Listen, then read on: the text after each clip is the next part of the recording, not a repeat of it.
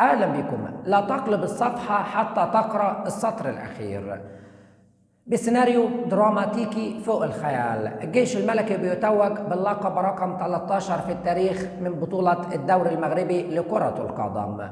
عموما زي ما قلت لك امبارح ان الماتش هيكون صعب للغايه على الجيش الملكي، وخصوصا ان اتحاد طنجة محتاج نتيجه ايجابيه من اجل البقاء، لذلك كان بيلعب لحد الرمق الاخير 3-2 في اصعب ماتش بالنسبه للجيش الملكي في بطوله الدوري المغربي على الاطلاق، تحت الضغط كمان ماتش البطوله، ماتش الثلاث نقاط، ماتش البونت رقم 67. في المقابل قلت لك ان المغرب الفاسي والوداد ماتش سهل على الوداد، لان الوداد هيفنش بدري، لان المغرب الفاسي ضمن البقاء ومش محتاج اي حاجه على الاطلاق من الماتش. خلص 2-0 ووصل الوداد للبونت رقم 66.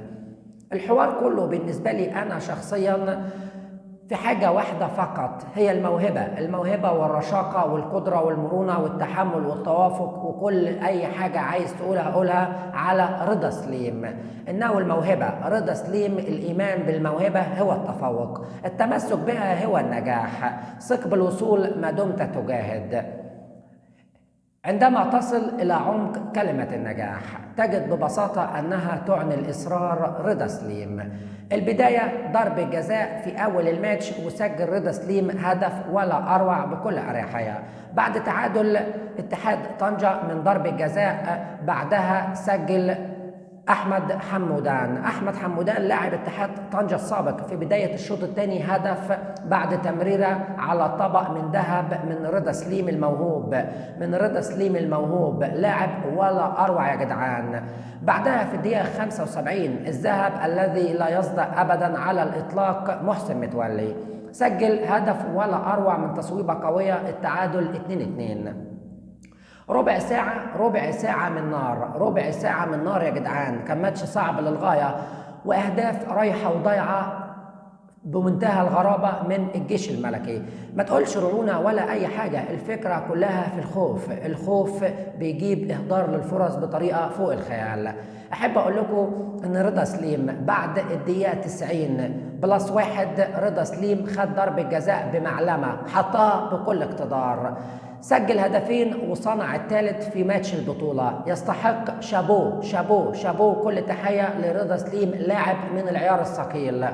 عموما أحب أقول لكم أن الجيش الملكي نابولي العرب فاز باللقب رقم 13 في التاريخ. موسم صعب للغاية بعد ما وصل للبونت رقم 67. عنده محمد عزيز الصمدي مدرب روعة وباقتدار، مدرب يمتلك الفكر الفني ويمتلك الحماس، مدرب ولا أروع يا جدعان. إن الله لا يضيع أجر من أحسن عمل محمد عزيز الصمدي. أحب أقول لكم إن الجيش الملكي المغربي فاز ببطولة الدوري المرة رقم 13 في التاريخ، و12 بطولة لكأس العرش، وفاز مرة ببطولة كأس أندية أفريقيا لأبطال الدوري، ومرة بكأس الاتحاد.